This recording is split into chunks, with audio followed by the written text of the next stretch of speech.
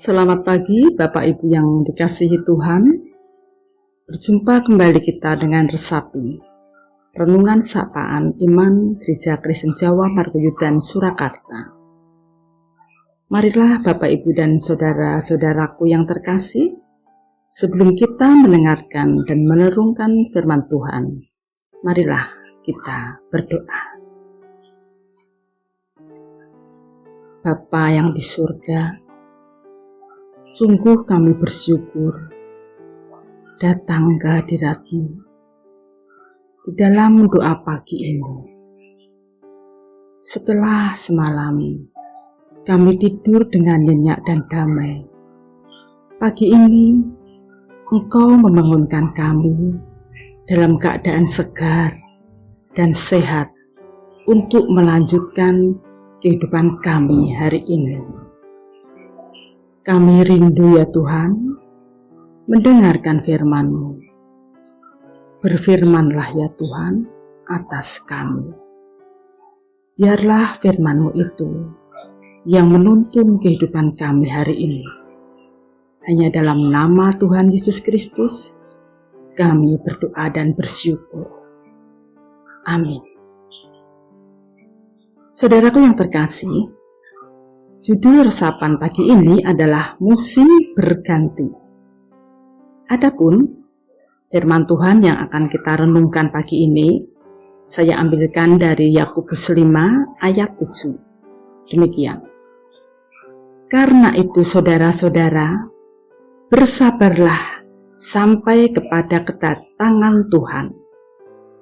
Sesungguhnya, petani menantikan hasil yang berharga dari tanahnya, dan ia sabar sampai telah turun hujan musim gugur dan musim semi.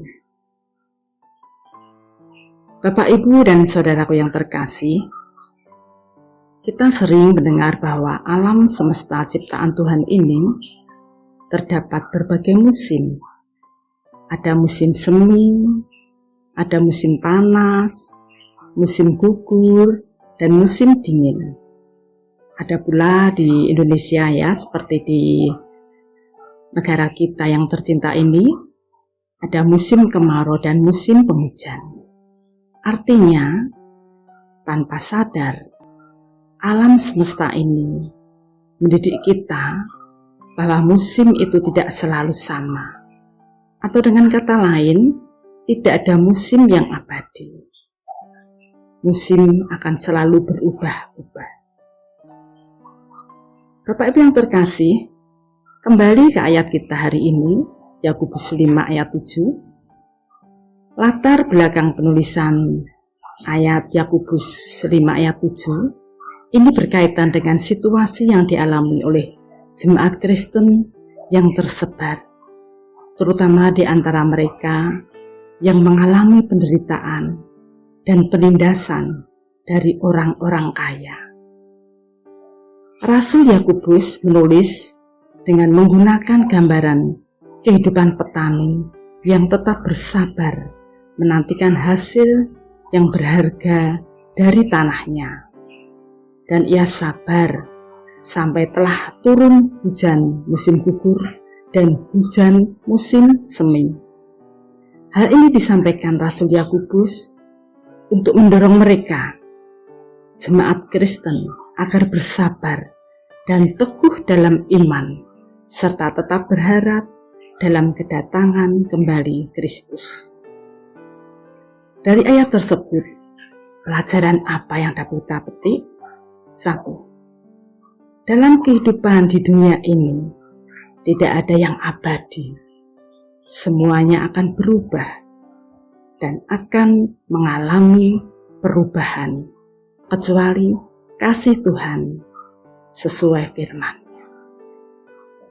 2. Sejak zaman manusia pertama diciptakan sampai sekarang, realita menunjukkan bahwa hidup kita ini memang dipenuhi dengan berbagai hal silih berganti, baik hidup yang penuh kesusahan atau kesenangan, penderitaan atau kebahagiaan, kecewa, sedih, atau gembira penuh kegiatan, kemiskinan atau berkelimpahan, menangis atau tertawa. Semuanya akan selalu berubah-ubah.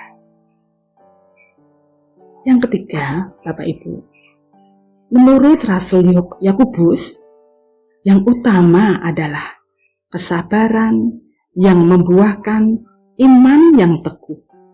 Artinya, saat kita menangis dan kecewa, yakinlah bahwa Tuhan menolong kita, memberi kekuatan, kesabaran, hikmat, dan solusi atas penderitaan kita, sehingga kita dimampukan untuk menerima, mengalami, dan melewati, serta mengatasi masa-masa kelam dalam hidup kita sampai terjadi perubahan saat kita terlepas dari tangisan dan berubah menjadi tertawa penuh kegembiraan.